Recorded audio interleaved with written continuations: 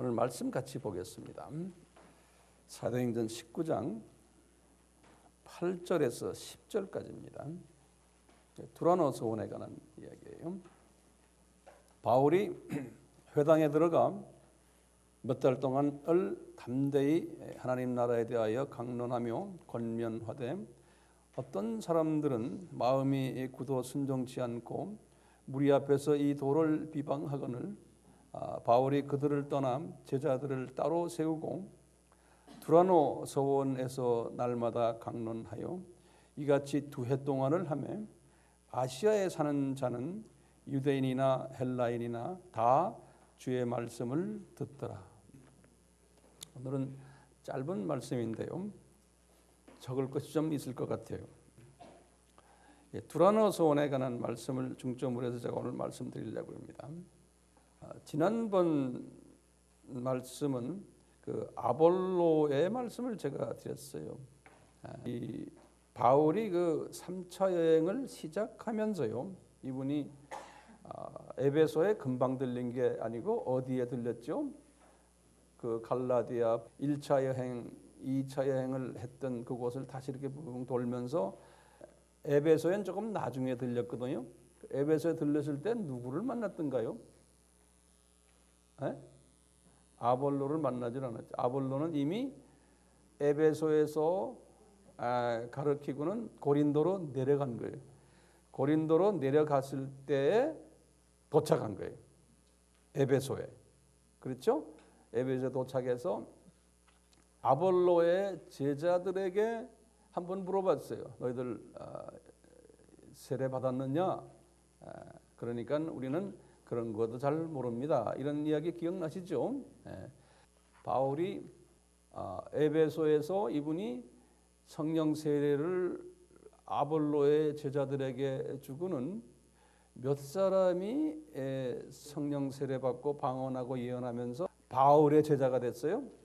12명이죠. 그렇죠? 12명이 우리가 지난 시간에 여기까지 한 것 같아요. 그래서 이제 12명인데 이분이 이제 그 12명이 이름은 안 나오지만 명단은 안 나오지만 이제 바울을 그때부터 따라다니기 시작한 거예요. 어느 도시에서요? 에베소에서요. 따라다니기를 시작했는데 바울이 이분들을 이렇게 따라다니게 하면서 어디에 가서 사역을 했냐면 꼭 회당에 먼저 들어간 거예요. 유대인 회당에. 유대인 회당에 들어가서 이제 몇 달 동안이라고 써 있어요. 거기에.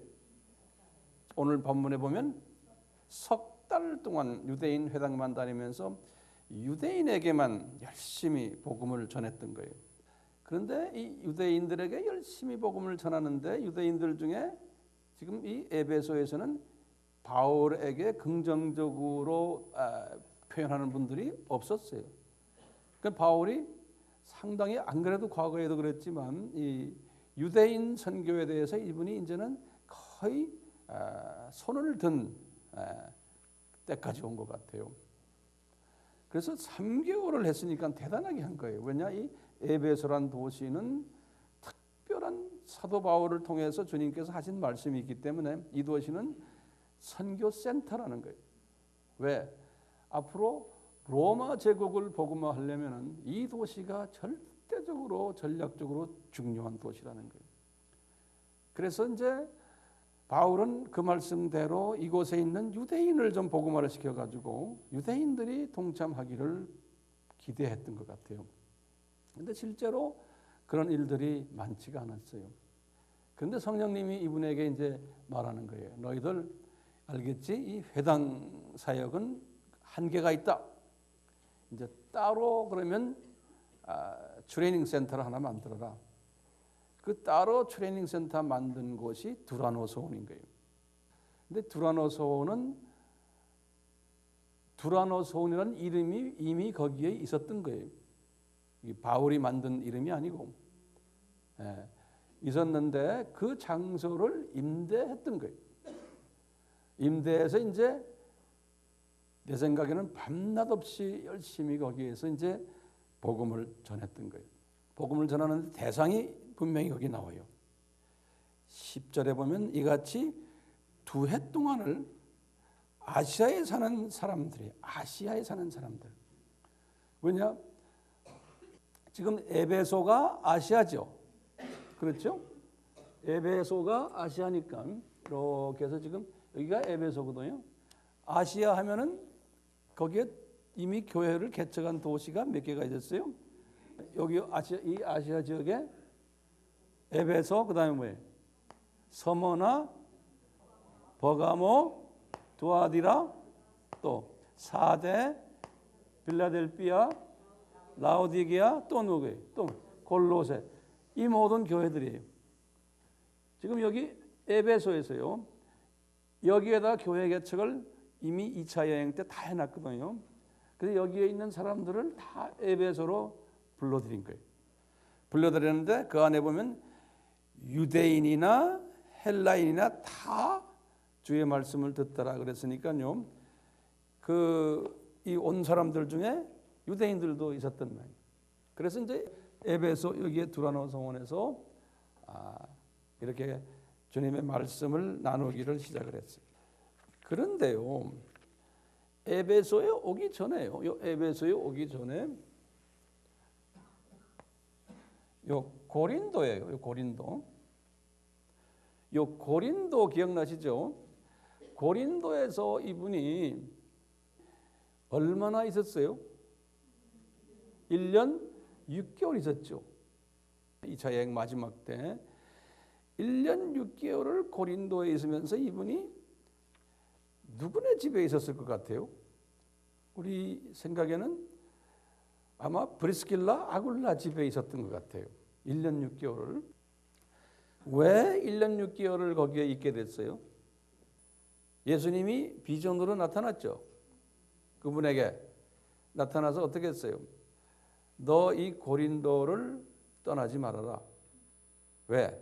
이 도시에 내 백성이 많다 그랬죠. 그러니까 분명히 고린도에 하나님의 백성이 많은데 요 백성들을 너희들 바울 보고 바울아 브리스길라 아굴라야 너희들 요 내 백성들을 훈련시키기를 원했던 모양이에요. 그래서 1년 6개월을 거기에 있었던 거예요. 다른 도시는 이렇게 길게 있질 않았잖아요. 그러니까 1년 6개월 여기에 있고 나중에 이제 안디옥 돌아갔다가 3차 여행하면서 다시 에베소에 와가지고도 에베소에 와서도 지금 최소한 2년 3개월이죠. 3개월이 계셨죠. 또 2년을 여기서 있었죠. 그러니까 이 두 도시에서요. 주님께서 이렇게 이 두 도시에서 집중적으로 제자들을 훈련시키게 하셨어요. 왜 그랬을까요? 목적이 뭐냐? 주님이 바울에게 주신 사명이 있거든요. 로마 제국을 이쪽에 지금 이 로마 제국을 복음화시키기 위한 거예요. 이게 지금 로마가 여기 있잖아요. 그리고 이 모든 게 다 로마 제국 아니에요. 이 전체가.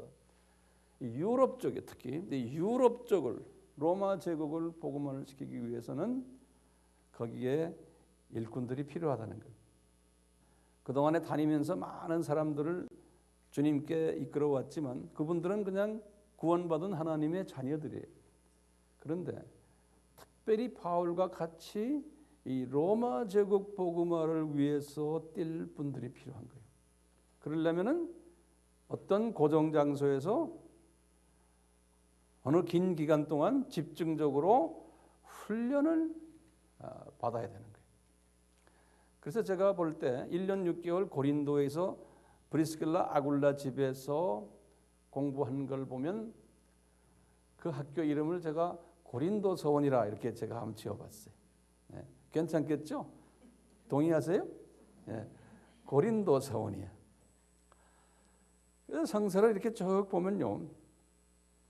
이 고린도 서원에서 누가 어떻게 공부를 했는지에 대한 자세한 게 말이 없어요. 그런데 그것을 나중에 성경에 보면은 아하, 고린도 서원의 출신들 이름을 우리가 차출해낼 수가 있어요. 그 당시에 고린도에서 공부했던 고린도 서원의 고린도 출신 사람들의 지난번 우리가 해서 12명의 고린도 출신 사역자들 이름이 나왔죠. 그런데 제가 볼 때는 12명에다가 한 사람 또 있는 것 같아요. 그래서 그 13명의 이름을 제가 다시 드릴 테니까 이제 하나하나 적으면서 성경 구절하고 그분의 배경을 좀 여러분들이 좀 알 필요가 있는 거예요. 준비됐어요? 그래서 적을 게 많다는 게 오늘 사람 이름만 한 50명이 나와요. 예. 준비됐어요? 첫 번째 고린도 출신의 사람은 그리스보예요. 그리스보, 이 사람은 유대인이에요.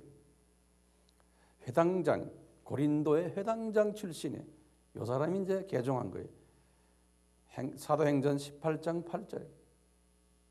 그 다음에요, 스데바나예요. 스데바나. 고린도전서 16장 15절에 또 보드나도에 고린도전서 16장 17절에 또 아가이고에 똑같이 고린도전서 16장 17절에 이 세 분은요, 스데바나, 보드나도, 아가이고는 요 사람들은 이미 고린도 출신들인데 에베소에 왔었어요. 3차 여행 때 바울이. 그래서 에베소에서 이분이 사도 바울이 주 55년에 고린도 전서 후서를 썼거든요. 에베소에서 쓸 때 이 고린도 전후서를 들고서 고린도로 간 사람들이에요. 이 세 사람이. 그 대단한 사람들이죠. 예? 고린도 서원에서 예전에 훈련 다 받고는 아예 두라노 서원에서 또 훈련 받은 거예요. 예.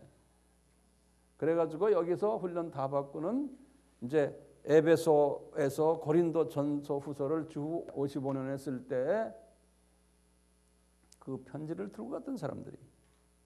그 다음에 다섯 번째 사람은 에라스도예요. 이 사람은 로마서 16장 23절이거든요. 고린도 전서는 55년이고요. 53년서부터 57년이 3차 여행이에요. 이게 로마서를 쓴 건요.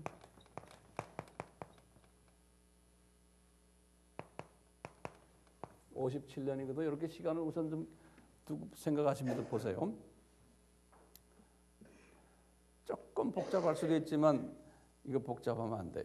자, 에라스도라는 사람은요, 이 고린도 출신인데 이 사람은 고린도 전서에 나오는 게 아니라 로마서 16장 23절에 나오는 사람 이름이에요.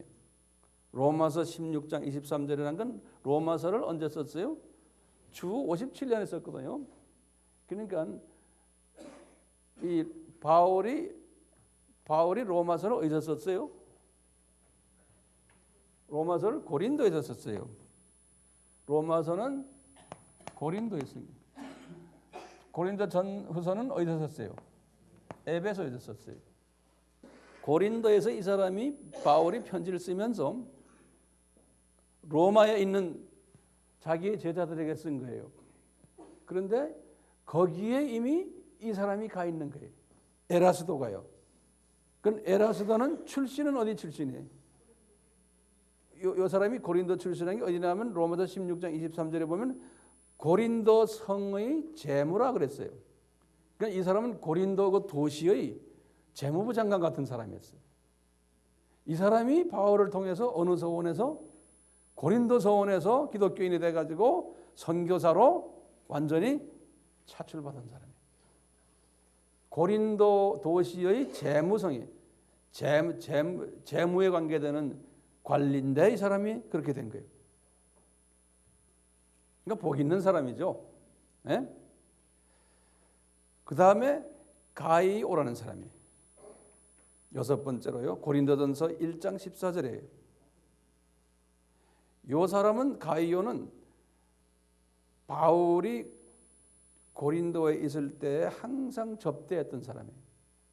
바울을 모시고선 자기 집에도 모시고 가고 저녁 식사 대접하고 이런 사람이에요. 이 가이오라는 사람이. 그 다음에 일곱 번째는 더디오라고 그래요. 로마서 16장 22절이에요. 이 사람도 고린도 출신인데 로마까지 선교사를 간 사람이에요. 요 사람은 뭐였냐면요, 로마서를 바울이 쓰실 때 바울은 말로만 이렇게 하고는 그것을 대필해 줬던 사람이에요. 로마서를 대필했던 사람이에요. 더디오라는 사람이에요. 말은 더딘데. 여덟 번째로요, 구아도라는 사람이에요. 이 사람도 고린도 출신인데 로마로 선교사를 간 사람이에요. 로마서 16장 23절이에요. 그 다음에 소스데네라고 그래요. 소스데네. 이 사람은 사도행전 18장 17절에도 나오고 고린도 전서 1장 1절에도 나오는 사람이에요. 이 사람은 고린도의 그 그리스보도 해당장이라고 그랬잖아요. 그리스보의 후임 해당장이에요. 소스데네가 고린도에서요. 유대인이죠. 이 사람이 해당장 출신인데 이 사람이 나중에 보시면 고린도 전서를 쓸 때 여기 있대요. 고린도 전서는 어디서 썼어요? 에베소에서 썼죠. 그러니까 이미 고린도 출신인데 회당장인데 회당장 자리 다 놓아버리고 어디를 따라갔어요? 에베소를 따라간 사람이에요. 그러니까 이런 사람들이 있어요. 여러분들 중에도 이런 사람들 나오길 제가 바라는 거예요. 예. 남의 이야기를 듣지 마시고, 예. 에베소에 가서 에베소에서 이분이 고린도 전서를 쓰실 때 바울이 쓴 거지만 거기 보면 바울과 그 다음에 요분 이름이 나와요. 소스데네가 너희들에게 편지한다 그랬어요.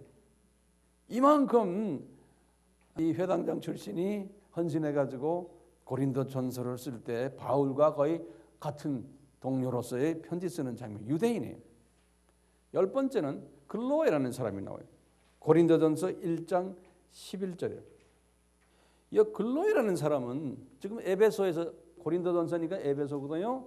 에베소에서 글로에라는 사람이 뭐냐면 고린도 교회의 여러 가지 문제점들을 바울에게 보고한 사람이에요. 그래서 글로 때문에 바울이 고린도전서 후서를 쓸 수 있었어요. 그 다음에 11번째로요, 이 베베라는 여자가 나와요.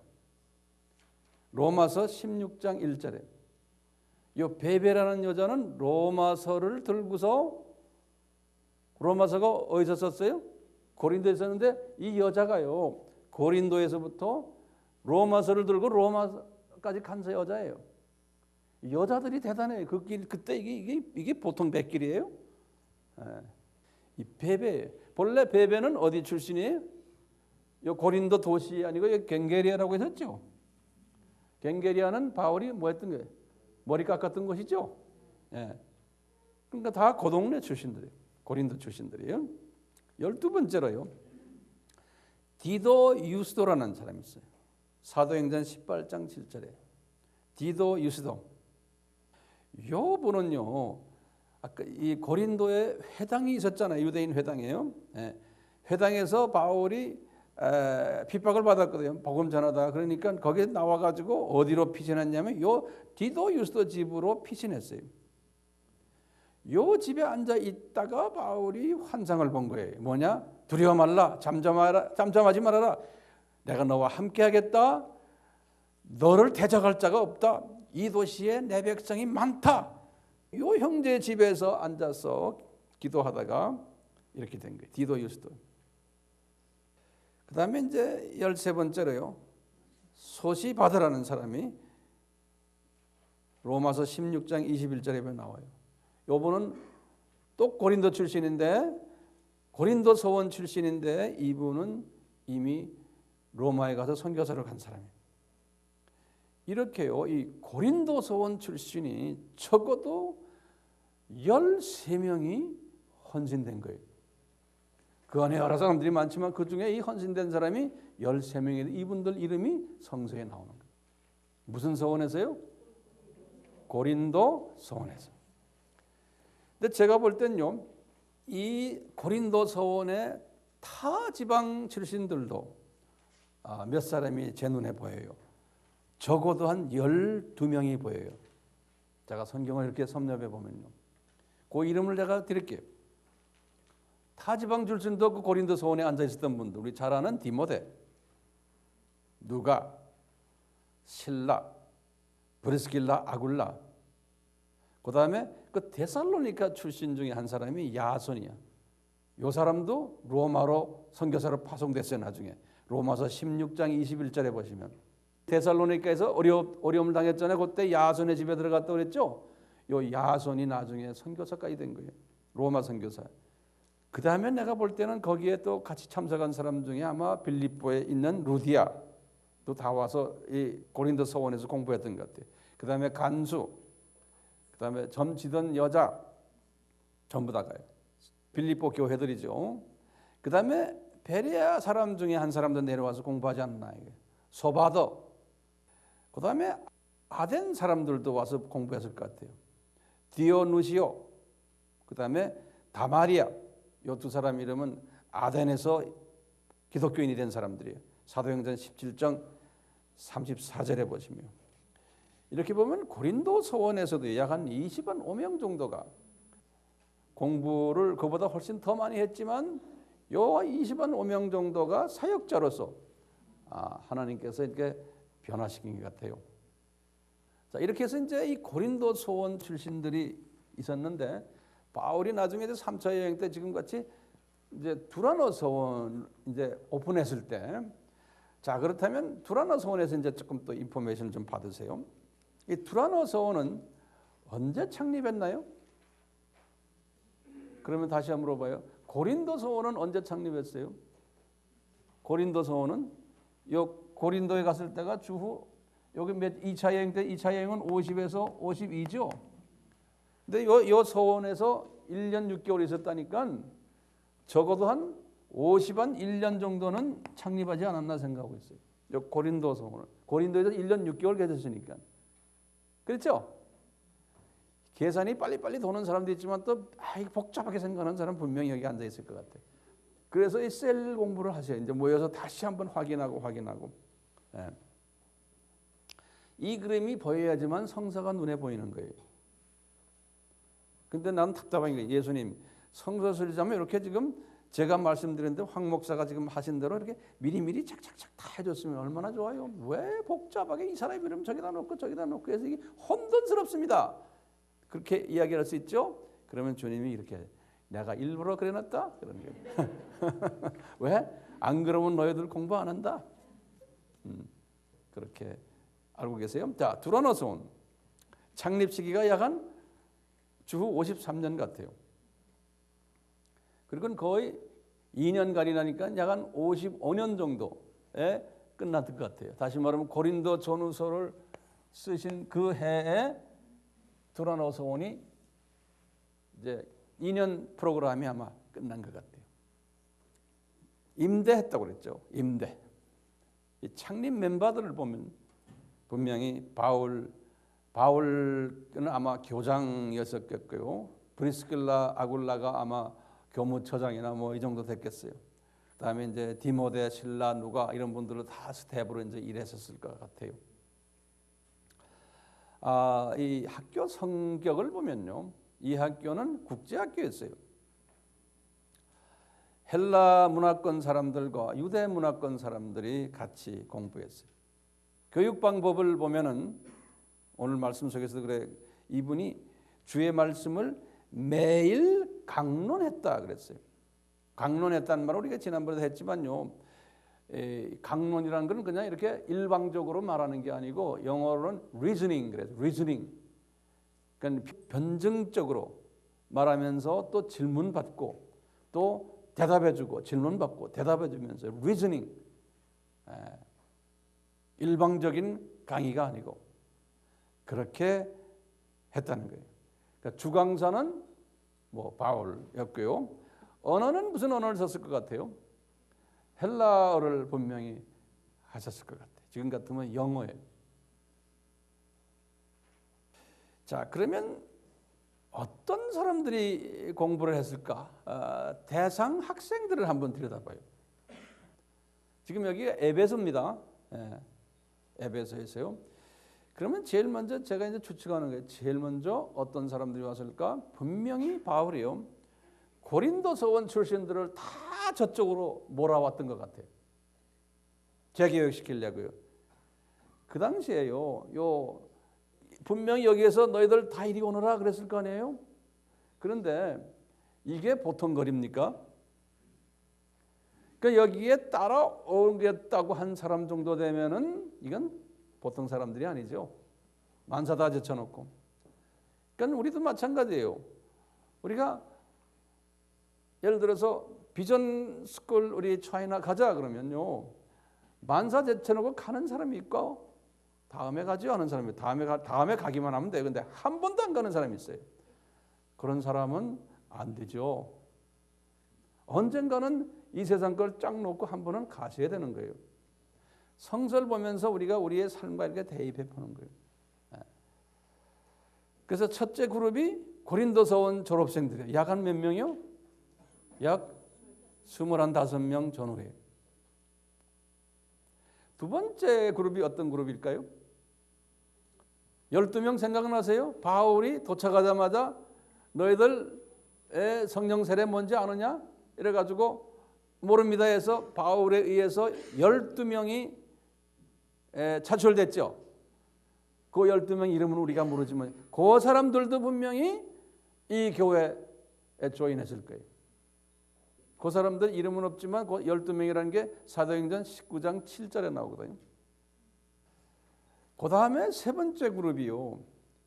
이 아시아 지방 여기 지금 에베소 교회, 서모나 교회, 버가모 교회 쭉해서 지금 골로새 교회까지 이 아시아 교회의 사역자들 여기 분명히 아시아에 있는 사역자들을 불렀다 그랬거든요.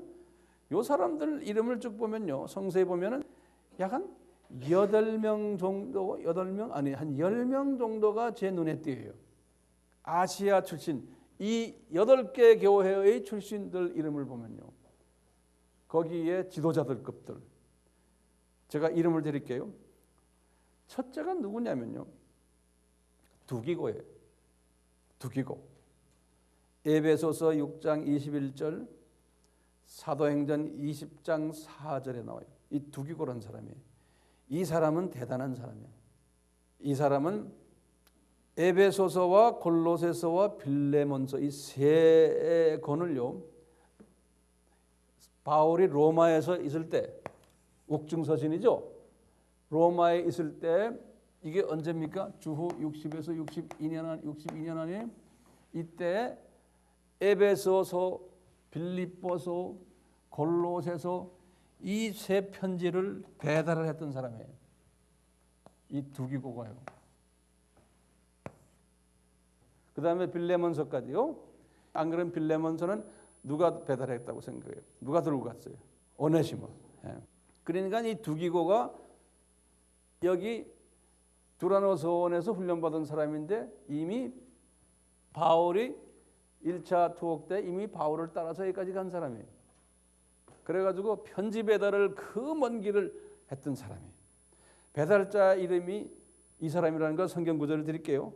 에베소서 6장 21절 골로새서 4장 7절에서 8절 빌레몬서 24절이에요. 두 번째 사람이요. 드로비모예요. 드로비모. 사도행전 20장 4절에 나와요. 다 아시아 출신이라는 게 이 사람들은요. 그 다음에 세 번째 사람이 오네시모예요. 오네시모는 우리 알죠? 빌레몬의 주인이죠. 오네시모 골로새서 4장 9절에 이 사람들은 골로새 출신들이에요. 오네시모와 그 다음에 네 번째 에바브라라는 사람이에요. 이 사람도 골로새 출신이에요. 골로새서 1장 7절 4장 12절 다섯 번째에 num바라는 사람이 있어요. num바 이 사람도 골로새서 4장 15절인데 골로새 교회를 자기 집을 오픈한 사람이에요. 이 사람 집이 골로새 교회였어요. 그 다음에 여섯 번째로 아키뽀라고 해요. 아키뽀 골로새 교회의 사역자예요. 골로새서 4장 17절 빌레몬서 1장 2절이에요. 그 다음에 일곱 번째로 빌레몬이에요. 빌레몬 1장 1절 이 사람은 골로새에 있는 바울의 동역자라 그랬어요. 여덟 번째로 아비아라고 해요. 아비아 빌레몬서 1장 1절에 나오는 이름이 아비아. 내 추측에는 이 사람은 빌레몬의 부인 같아요. 그 다음에 에베네. 이 사람은 로마서 16장 5절이에요. 그러니까 로마까지 선교사로 파송된 사람이에요. 에베네가요. 그 다음에 10번째에 오네시보로예요. 오네시보로는 바울을 항상 기분 좋게 해줬던 사람이에요. 디모데후서 1장 16절. 이렇게 해서 적어도 한 10명 정도가 요 아시아 지방 출신들이 두라노소원에서 공부했던 것 같아요. 그 다음에 이제 네 번째 그룹이요. 그 로마서 16장에 보면은 아시아의 유대인 출신, 아시아의 출신인데 유대인 출신이 사역자들이 있었어요. 그 사람들이 한 5명 정도 되는 것 같아요. 또 로마서 16장에 보면은 아시아 출신, 유대인이 아니고 아시아의 이방 출신 사역자들을 보면 약 한 28명 정도 되는 것 같아요. 한 30명 가까이. 그러니까 이 모든 그룹들이 다 모여서 두라노소원에서 공부했으니까요. 내가 이렇게 세어보니까 약 한 80명에서 한 85명 돼요. 두라노소원이 그렇게 아주 대대적으로 로마 제국을 향해서 복음화를 하려고 훈련시켰던 장소 같아요. 자, 그러면요, 이 두라노소원에서 바울이 가르쳤던 내용이 뭘까요? 과목들이.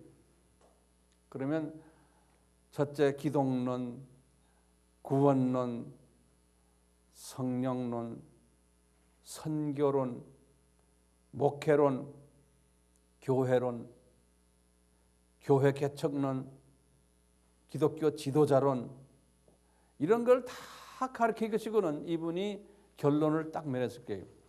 너희들 수직 계명과 수평 계명에 순종해라. 그리고는 요것을 가지고 타 족속에게 가서 지상 사명에 순종해라. 다시 말하면 가지고 뛰어라는 거예요. 앉아만 있지 말고 뛰는데 뛰어서 뭘 하느냐? 딴 곳에 가가지고 똑같이 요 과목들을 가르치고 그리고는 지상 계명, 수직과 수평 계명을 또 가르쳐 주라는 거예요. 예? 요것이 목적이죠. 우리도 마찬가지예요. 우리 AMI도 비전 캠프를 하고 지금 인터내셔널 비전 스쿨을 하는 거예요. 중국에 갔다 왔어요. 일본에 또 가요. 러시아에 가요. 가서 뭐 합니까? 요 기독론, 구원론, 성령론 이 중에 한 부분을 가르치고는 그 다음에 그분들에게 결론적으로 뭘 해줘야 돼요? 수직계명과 수평계명에 충실해라. 그걸 우리가 가르쳐주고 오는 거예요. 그리고는 너희들이 배운 것을 또 딴 분들에게 가르쳐라. 이것을 가르쳐주기 위해서 우리가 지금 하는 거예요. 그렇죠? 목적이 뚜렷하죠? 예. 자, 그러면요, 이 두 학교를 통해서요, 고린도 서원과 이 두라노 서원을 통해서 많은 사람들이 훈련받았는데 그 중에 바울을 따라서 로마까지 간 선교사 그룹들, 바울을 따라간 게 아니에요. 바울이 이 두라노 서원을 할 때 이 로마서를 언제 썼냐면 57년에 썼잖아요. 이분이 로마서를 57년에 쓸 때 어디서 썼어요? 고린도에서 썼다고 그랬죠. 고린도에서 쓸 때 쭉 다 로마서의 강의를 한 다음에 마지막 16장에다가 내가 파송한 선교사들 이름을 주르르 결과하면서 그 형제 자매들 안부 전해라 그 이야기 있거든요.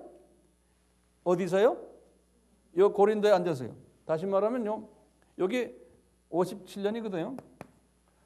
그런데 바울이 그때 로마에 갔어요, 안 갔어요? 이분이 로마에 간 적이 언제예요? 60년에 갔거든요. 로마에 바울은. 그러니까 바울이 자기가 먼저 간 게 아니에요. 이 사람은 로마에 가겠다고 그러고 나중에는 로마서 쓰면서 15장에 보면 스페인까지 간다고 그랬거든요, 자기가요. 이분은 이미 비전이 딱 서 있었던 거예요. 스페인까지 내가 간다. 그렇지만 아직 로마도 가지 않았고 스페인도 가지 않았는데 자기가 두라노에서 훈련시킨 이 제자들 명단을 보니까 약 한 30명 가까이 돼요. 그분들이 이미 선교사로 미리 로마에 갔던 거예요. 그러니까 대단한 사람들이죠. 그 16장에 보면 한 30명은 선교사로 파송된 사람들이고, 그 다음에 이제 나머지 한 5명이 쭉 이름 나오는데, 그 사람들은 딴 사람들이에요. 어떤 사람들이냐면, 한번 로마서 16장 한번 열어보세요. 16장 21절서부터 보면요, 나의 동역자 디모데와 나의 친정 루기와 여성과 너에게 문안하라. 이거 쭉 하면서 이제 보면은 요 나머지 이름들은 뭐냐면 거기 가 있는 30여 명 사람들에게 안부 이야기를 하는 거예요. 안부 이야기. 이 사람들이 너희를 안부한다. 이 사람들이 너희 안부한다. 그 사람들 이름이 곧 쭉 나와요. 자, 이렇게 이제 배경을 조금 보시고요. 그다음에 몇 가지 우리 좀 생각할 점들이 있어요. 이 바울의 선교 모델이 있어요. 바울의 선교 모델을 보면 제가 볼 때는 한 8가지로 정리가 될 수 있을 것 같아요. 첫째요, 바울은 도시 선교에 집중했어요. 도시 선교에. 왜냐하면 거기에 사람들이 모여 있기 때문에, 그리고 거기에 지도자들이 이제 모여 있기 때문에. 그래서 1차, 2차, 3차 선교 때도 보시면 도시로 이분이 갔어요. 특히 큰 도시만 골라서 다니셨어요.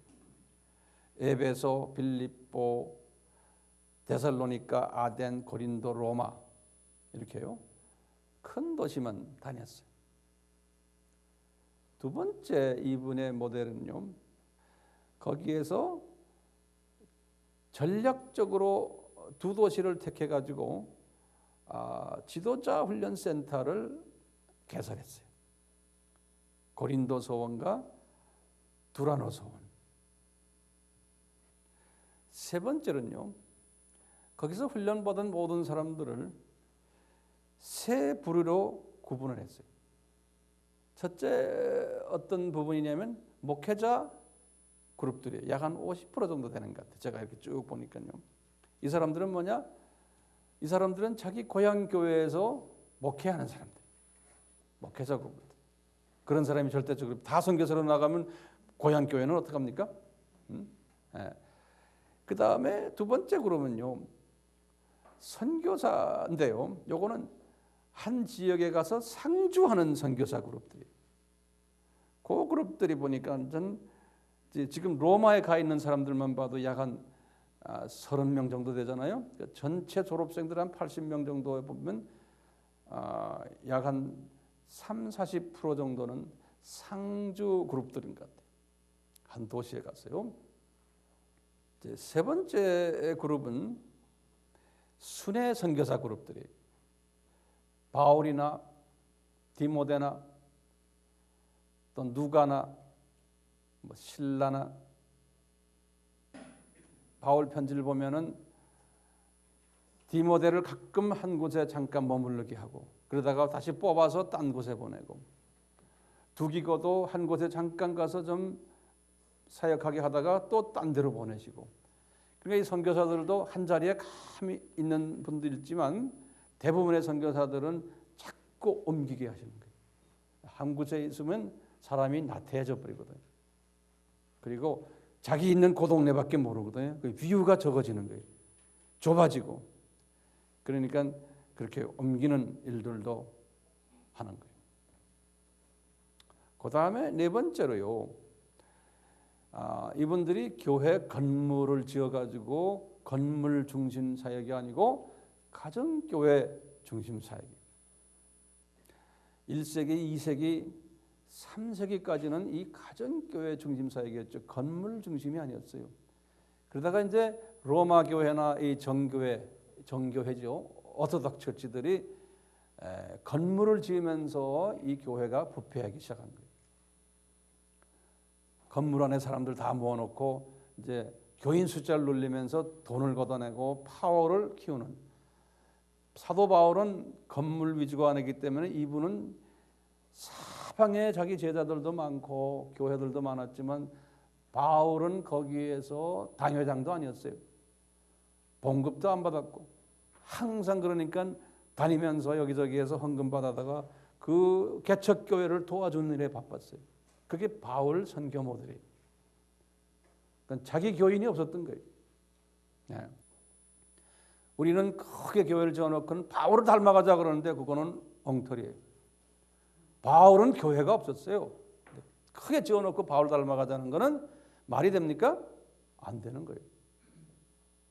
그러니까 커지면은 나중에 그게 부패해지게 됐고 무너지게 돼 있어요. 지금 우리나라가 지금 60년대, 70년대, 80년대까지 크게 하다가 지금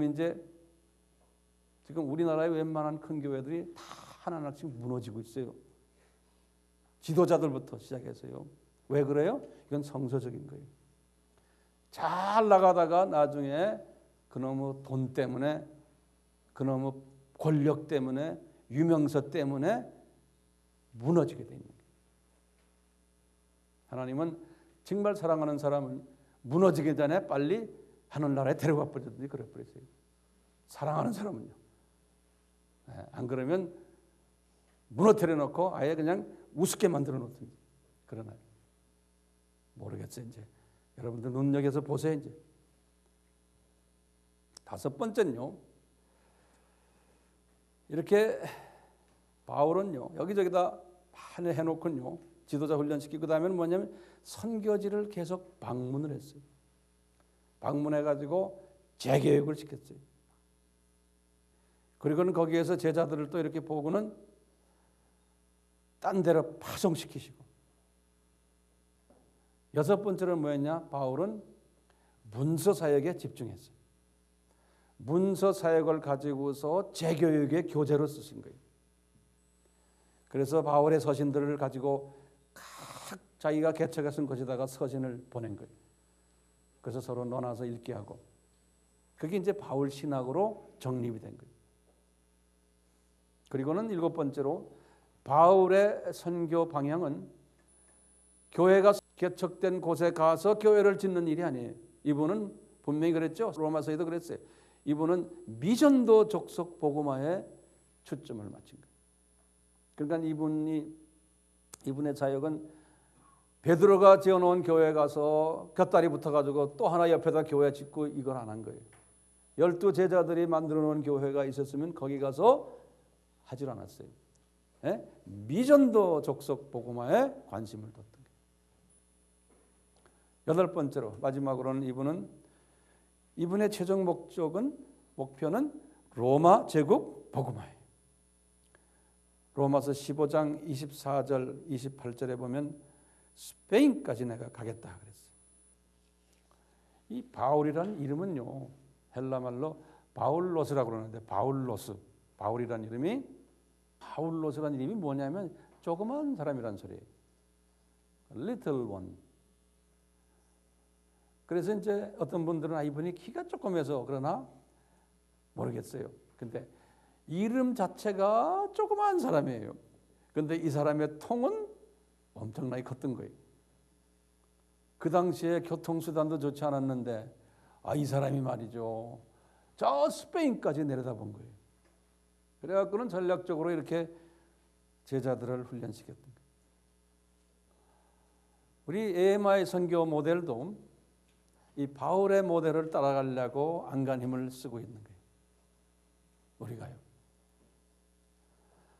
제가 이렇게 주님을 만나고 사역자가 이제 되어서 제가 이 바울을 항상 묵상하면서 저는부터 한 40년 전부터 내가 언젠가는 이 바울을 닮아가야지. 그래서 이분에 대한 이 사역의 이런 부분을 집중적으로 제가 묵상하고 나름대로 연구하고 또 신학교에서 가르치고 제자들에게요. 바울을 닮아가자. 그리고는 제가 언젠가는 주님한테 가기 전에 한번 이 바울의 선교 모델을 내 삶에 한번 적용해 보자. 이런 생각을 항상 해왔었어요. 그래서 지금 부족하지만 지금 이 선교 모델을 우리가 배워서 하나하나 지금 우리의 사역 속에 지금 적용을 하고 있는 거예요. 그런데요. 마지막 제가 결론 말씀인데요. 근데 바울이 이게 이제 3차 여행 끝내고요. 60년, 62년에 1차 이제 투옥이 됐잖아요. 그리고 이분이 63년부터 투옥 끝난 다음에 또 4차 여행을 다녔거든요. 4차 여행을 다니면서 이분이 64년에 디모데 전서를 쓰시고 65년, 66년에 어떤 분들은 65년이라고 그래요. 그냥 뭐 괜찮아요. 66년에 디도서를 썼어요. 디도서를 이 여행하면서요. 4차 여행을 하면서. 지난번에 디도서를 어디서 썼다고 제가 말씀드렸어요? 니고볼리라고 생각나세요? 니고볼리? 다 까먹으셨구나. 니고볼리는 여기에요. 여기 고린도후에 니고볼리라고요. 영어로는 니코폴리스 그래. 니고볼리. 또 67년 정도 니고볼리에서 디도서를 쓰시고는 요분이 로마 군인들에게 체포가 된 거예요. 요분이 여기서. 예. 니고볼리. 체포돼 가지고 로마로 압송해서 간 거예요. 그래서 이제 로마에서 압송해서 간 것이 67년 정도 된다라고 보는 거예요. 여기에서 이분이 로마에서 압송된 다음에 67년에 마지막 편지 쓴 게 디모데 후서예요. 그리고는 68년에 순교당하고요. 자, 그런데요. 이분이 디모데 후서를 쓰시면서 67년에 디모데에게 개인적인 편지, 디모데 후서를 쓰시면서 이분이 이런 말씀을 하시는 거예요. 디모데 후서 1장 15절부터 나오는 소리예요. 15절에서 18절까지. 무슨 말씀하시냐면 디모데야, 아시아에 있는 모든 사람들이 다 나를 버렸단다 이런 말 썼어요. 디모데에게요. 그러니까 아시아에 있는 모든 사람들이라는 게 뭡니까? 여기 지금 뭐예요? 이 두라노서원 공부했던 사람들이에요. 두라노서원에서 공부한 그룹들이 얼마나 아시아 사람만이 아니지 않습니까? 지금 고린도 출신들 뭐 많잖아요. 토탈 몇 명이었어요? 약 80명 정도 우리 얘기했죠. 이 사람들이 다 나를 버렸다는 거예요. 버렸다는 말을 영어로는 they turned away 그랬어요. 이 가던 길을 이게 딴 길로 갔다는 거예요. turned away. 그러면서 하시는 말씀이 그 중에 특히 나를 떠나면서 나를 그냥 심하게 그 씹은 사람들 있죠. 15절에 보면 부겔로와 허모게네라는 거예요. 그리고는 4장 14절에 보면요. 또 한 분 있어요. 구리장색 알렉산드라는 거예요. 그러면서 주께서 그들이 행한 대로 다 갚을 거라는 거예요. 그러면서 디모데에게 하시는 말씀이 디모데야 이 사람들 조심해라 그러시는 거예요. 그런데 이제 이 사람들 이름을 대면서 또 한 사람 이름을 대는 게 있어요. 16절에 보면 오네시보로라는 사람 이름을 딱 대요. 오네시보로. 이 사람은 내가 항상 우울해했을 때 나를 유쾌하게 해줬고 리프레시 해줬다는 거예요. 리프레시. 그러니까 바울도 이런 주님의 사역을 하면서 마음이 무겁고 인간이니까요. 여러 가지로 어려운 점이 많았던 것 같아요. 특히 감옥에 계셨을 때 그럴 때마다 나를 유쾌하게 해주겠고 내가 감옥에 있는 것을 부끄러워하지 않고 항상 나를 찾아와서 인사도 하고 부지런히 찾아와서 그렇게 했다는 거예요. 그러면서 이제 디모데에게 부탁하는 거예요. 디모데야, 정말 주님이 이 사람에게 또 이 사람의 가족들에게 그랬어요. 긍휼을 베풀어 주기를 나는 간구하고 있다. 그렇기 때문에 이 사람 너 잘 케어해 줘라 그러는 거예요. 그런데 그러지 않은 사람들이 더 많다는 거예요. 이분이 디모데 4장 18절에서는 이런 말을 썼어요. 그렇지 않는 특히 구리장색 알렉산더 같은 사람들이나 내가 그렇게 정성 들여서 훈련시켰는데 이 사람들이 떠나면서 자기를 떠나면서 뭐라고 하고 떠나냐면 사자의 입처럼 하면서 떠난다는 거예요. 사자의 입처럼. 이런 사람들이 꼭 있다는 것을 이제 가르쳐 주는 거예요. 그러면서 바울의 그 사역을 좀 보면요. 이 사람이 바울이 1차 투옥됐을 때,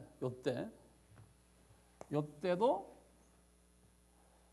두라노 서원에서 고린도 서원에서 이렇게 훈련받았던 사람들 중에 또 사역지로 나가서 열심히 사역했던 들 중에서 바울을 떠난 사람도 있었어요. 1차 투옥 때 이미 디모데후서 4장 16절에 보면 그래서 내가 처음 변명할 때 그 1차 투옥이에요. 바울과 함께 하는 자들이 다 나를 버렸단다 이런 말이 있어요. 그러니까 이 바울은 이렇게 청성들에 가르쳐 놨는데 언젠가는 이분들이 떠나는 사람들이 많은데 떠날 때 사자의 입처럼 하고 떠난다는 거예요. 그러면 왜 이분들이 바울을 떠났을까요? 우리가 그 한번 질문을 던질 필요가 있어요. 그러면 첫째가 뭐냐면요. 바울이 유명 인사인 줄 알았는데 알고 보니까 이 감옥에만 드나드는 사람이에요. 그러니까 자기네 스스로도 그런 그 사람을 따라다니는 것이 부끄러웠던 모양이에요. 이 사람을 지도자로 한다는 것은 어디에 가서 명함을 내놓을 수 있는 그러한 일들이 아니었던 것 같아요. 그게 첫째 이유고요. 두 번째 이유는 이 자신들의 이 세상 삶에서 저런 사람 따라다니다 보면 이익이 없었던 거예요. 가족들에게도 직장 생활하는데도 항상 쫓겨다니는 사람이고 한 자리에도 없고 그러니까 저 사람 따라다니다가는 내가 별로 이익이 없겠구나. 사람은 괜찮은데 그분 가르치는 건 잘 가르치는데 그래도 나한테는 직접 이익이 없다라고 생각하는 거예요. 세 번째는요. 이 바울만이 아니라 바울의 그룹들을 보면 가까이 있는 누가나 디모데나 실라나 브리스길라 아굴라 저 사람들 보면요. 항상 유대인들이 저 사람들을 되게 미워하는 미움의 대상들인 거예요. 질타의 대상들인 거예요. 로마인들도 저 양반들을 잡아서 감옥에 넣으려고 그러는 거예요. 그러니까 이 그룹들 핵심 멤버들을 보니까 별로의 멤버들이에요. 별로 멤버들. 다 사람들이 싫어하는 사람들이에요. 그러다 보니까 이 다른 핵심들 말고 이렇게 말씀만 배웠던 사람들이 볼 때 말씀은 재미있어서 할렐루야 했는데 실제로 딱 이 사람들과 같이 따라다니다 보니까 이게 도움이 안 되는 거예요. 혐오 그룹들을 따라다니는 거예요. 알고 보니까 이 사회에서 이렇게 하니까 이분들이 이게 길게 갈 수가 없는 거예요. 바울도 다 알고 있었죠. 그런데 떠날 때마다 자기 입장을 살리려고 떠나는 사람은 항상 그래요. 가까이 지내다 떠나는 사람은 항상 자기 입장을 살리려고 남을 욕하게 돼 있어요. 그러니까 사자의 입이 돼버리는 거예요. 하루아침에 그거 좋던 사람이 우리도 개인적으로 누구하고 사귀다가 한 사람이 떠나버리면 떠날 때 되면 너 왜 그 사람하고 헤어졌니? 그러면 내가 좀 실수가 많아서 이렇게 하면 그건 젠틀맨이에요. 그게 아니죠. 되게 보면 저 사람 말이야 내가 어쨌는데 저 사람 나쁜 사람이야 그래서 내가 떠났다 그러죠. 그러니까 우리가 사람 가까이 사귀다가 헤어질 때 더 무서워요. 안 그래요?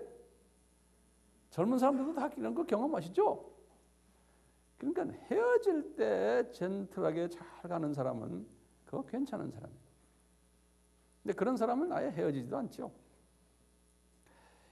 왜 주님이 바울의 사역 속에서 이런 걸 경험하게 할까요? 바울이 그것을 깨달았어요. 그래서 바울은 그분들에게요. 디모데후서 4장 16절 17절에 하신 말씀이 있어요. 디모데야 저들의 허물을 절대로 저들에게 내가 돌리질 않겠다 그러는 거예요. 왜냐하면 이런 사람이 나도록 하는 이유가 있어요. 첫째 이유는 뭐냐면 바울이 그랬어요. 베드로 디모데에게 하신 말씀이에요. 4장 17절에 디모데후서에. 그 이유는 하나님의 바울에게 말씀하시는 거예요. 너는 사람을 의지하지 말아라. 내가 옆에 있지 않냐. 그래서요. 주께서 내 옆에 서서 나를 강건하게 하기 위해서라는 거예요. 사람을 의지하다 보면은 네가 순수해지지 않는다는 거예요. 사람에게 의지하게 된다. 그러다 보니까 온전히 주의 말씀을 전하지 못한다는 거예요. 여기 보면 그렇게 써 있어요. 17절에. 그러니까 내가 온전히 주의 말씀만 전하게 하기 위해서는 내가 사람에 의지하지 않도록 주님이 그렇게 사람들을 떨어뜨려 놓는다. 그러니까 나는 주님만 바라보면서 이방으로 열심히 가겠다는 거예요. 그러면서 이제 바울이 디모데에게 하신 말씀이 저들이 왜 저런 짓 하는지 아느냐? 그러는 거예요. 그 이유는 첫째가 이게 내가 누군지를 저들이 모르기 때문에 그렇다는 거예요. 바울의 정체성을 모르기 때문에 그렇다는 거예요. 그러니까 바울이 어떤 사람인 것을 저들이 2년씩 3년씩 공부를 해도 모르기 때문에 그렇다는 거예요. 저 사람이 왜 저렇게 핍박을 받는지를 뒤에 숨어 있는 하나님의 뜻을 모르기 때문에 그렇다. 두 번째는요. 바울이 하고 있는 사역이 무엇인지를 모르기 때문에 그렇다는 거예요. 그 사역 내용만 알았더라면 그분이 어떤 목적으로 저렇게 지금 뛰는지를 알았더라면 그렇지 않는다는 거예요. 세 번째는요. 저 사람들이 믿음이 부족했기 때문에 그렇다는 거예요. 그 믿음은 뭡니까? 우리 항상 히브리서 11장 무슨 믿음이에요? 이 땅은 이 세상은 나그네 세상이다.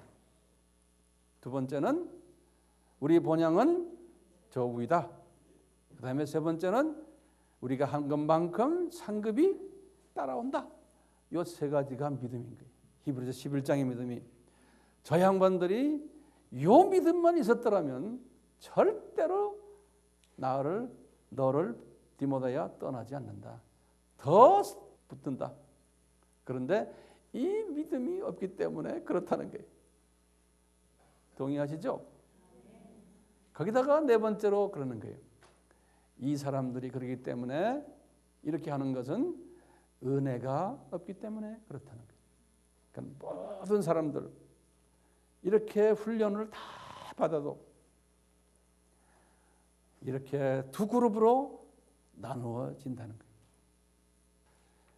저는 이런 걸 깨달으면서요, 우리 AMI 우리 형제 자매들도요, 다 끝까지 같이 가주기를 원해요. 네. 그렇게 하면 은혜를 받은 자들이. 그러려면은 첫째, 이 황 목사가 어떤 사람인지를 아셔야 되고, 내가 전하는 메시지가 어디에 목적이 있는지, 이분이 하는 사역이 무엇인지를 아셔야 되고, 그렇죠? 그 다음에 개인적으로 믿음을 가지고 계셔야 돼요. 그런 사람은 어떻게 우리가 알 수 있느냐? 은혜 받았기 때문에 이 사람이 이렇게 하는구나. 주님의 은혜. 오늘 이 말씀 드러나서 온 말씀을 보시면서 이렇게 은혜 받은 사람은 이렇게 훈련을 받아도 소수이구나 라는 것을 우리가 알 수가 있어요. 바울의 사역 속에서도요. 바울에게는 그 소수라는 그것이 바울에게는 마음이 아프지만 그거는 그분에게는 복인 거예요. 왜냐? 바울이 더 예수님을 의지하도록 하기 위해서. 우리 AMI 교회도요. 교인이 10년이 넘었는데도 항상 100명 수준이에요. 이 안에서 왔다 갔다 해요. 저는 주님, 우리 교회 교인이 200명 되면 저는 해외 사역을 못합니다. 교인 많이 보내주지 마십시오. 꼭 필요한 사람만 보내주세요. 이게 제 기도 제목이 항상이요. 그 다음에 왔으면은 잡소리 하지 않게 좀 도와주세요. 그리고 왔으면은 주님이 저에게 주신 이 선교 사역과 동력할 수 있는 훈련받는 사람이 되게 해주세요. 예. 그래서 훈련 받은 다음에는 진짜 동력하는 사람이 되게 해주세요.